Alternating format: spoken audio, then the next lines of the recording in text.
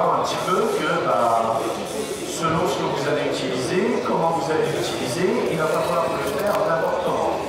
Il y aura peut-être un ordre, on va essayer de voir, on va essayer de prospecter. Vous avez bien sûr des moments où vous saurez avec quoi pêcher, parce que vous savez à peu près où est le poisson.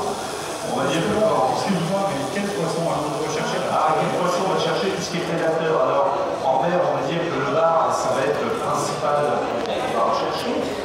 Là, c'est vraiment des pêches, on va dire, où on va cibler le bar, mais on n'est pas à l'abri de faire autre chose. Et selon les heures, bien sûr, je vais vous montrer un petit peu ce qu'on va chercher, ce qu'on va pouvoir espérer attraper.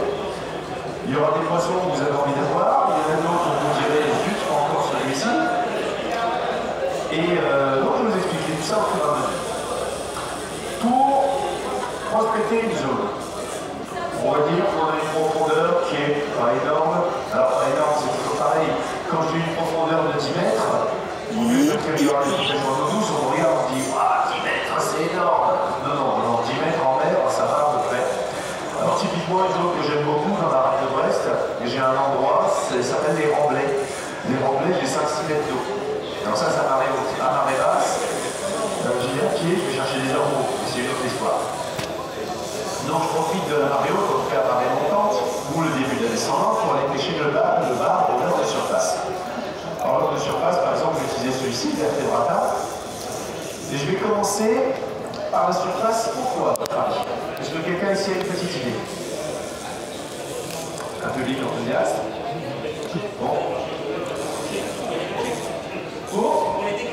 Pour les déclencher, alors on peut tous essayer avec tous les leurs de déclencher, mais ce qu'on va essayer de voir déjà, c'est commencer par ne pas trop perturber le fond.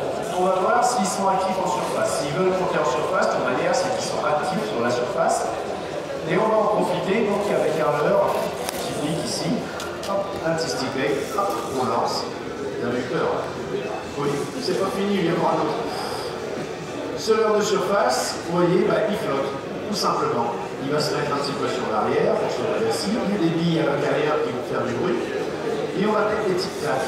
Une petite claque, il va vers la droite. Une petite claque, il part sur la gauche, et ainsi de suite. Et on va le ramener selon une animation qui s'appelle le walking the dog, en anglais, en français, la marche du chien. Alors moi, j'ai jamais vu un chien marcher comme ça, mais il paraît que ça doit ressembler. Et donc, vous allez commencer par prospecter votre secteur comme ceci. Si les poissons sont un peu plus profonds, vous n'allez pas forcément les déranger, vous n'allez pas leur faire peur.